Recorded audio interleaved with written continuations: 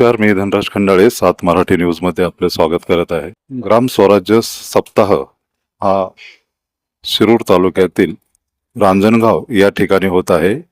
आज शेतकऱ्यांचे नेते रघुनाथ दादा पाटील आज या कार्यक्रमामध्ये उपस्थित आहेत. मध्ये आज विषय होता शेतकऱ्यांची हत्या की आत्महत्या, याविषयी आपलं यामध्ये आता देशभर आता स्पष्ट झालेलं आहे की आत्महत्या नसून हत्या आहेत आणि सरकारी धोरणाचे हे सगळे बळी आहेत.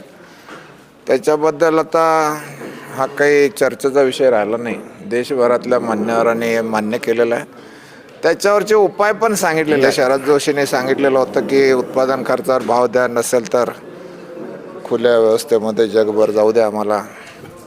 स्वामीनाथननी तेच सांगितलं. टाटा इन्स्टिट्यूट ऑफ सोशल सायन्सेसचा तोही अहवाल आहे. आणि मग सगळे बुद्धिवादी जर सांगत असतील तर हे राज्यकर्ते का ऐकत नाही? तर या राज्यकर्त्यांच्यावर उद्योगपतींचा दबाव आहे आणि उद्योगपतींना स्वस्त कच्चा माल पाहिजे म्हणून शेतकऱ्यांच्या हत्या केल्या जात आहेत. आता याच्यामध्ये काही फार सविस्तर सांगण्यासारखं राहिलेलं नाही की या सगळ्या सरकारी धोरणामुळे या गोष्टी घडतात. ग्राम स्वराज्य सप्ताह हा महोत्सव या ठिकाणी आयोजित केलेला आहे. जे गरज का भासते? याची गरज अशी आहे की ग्रामस्वराज्य म्हणून किंवा खेड्यापाड्यातला जो काही व्यवसाय शेतीचा आहे आणि आत्महत्या जास्त करून खेड्यामध्ये होत आहेत, शेतीमध्ये होत आहेत.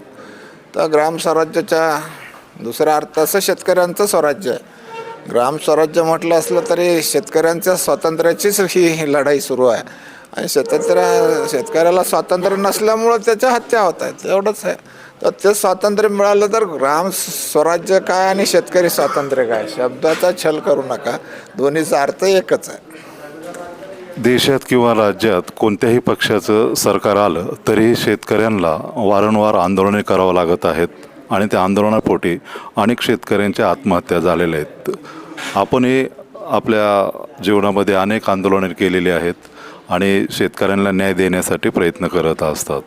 ते आंदोलने कमी व्हावी, शेतकऱ्यांच्या आत्महत्या कमी व्हाव्यात म्हणून शासन दरबारी किंवा आपल्या संघटनेच्या माध्यमातून असा कुठला आपण एखादा आपला उपाय सुचवता? नाही, याच्यामध्ये या आत्महत्या जर थांबायच्या असतील किंवा सरकारने केलेल्या हत्या जर बंद व्हायच्या असतील तर त्याला दुसरा मार्ग नाही. शेतकऱ्यांनी कर कर्जा नाही देंगे, बिजली का बिल भी नाही देंगे ही भूमिका ताठपणे घेतली पाहिजे. कोणाही वसुली अधिकाऱ्याला गावात येऊ दिला नाही पाहिजे आणि गावोगाव शेतकरी संघटित होऊन त्याला विरोध केला पाहिजे. हेच एक आंदोलन आहे आणि हे आंदोलन आम्ही जिथं जिथं आमचे लोक ऐकत आहेत तिथं तिथं आम्ही ताकदीने राबवतो आहे आणि त्याला आम्हाला यश मिळतं आहे.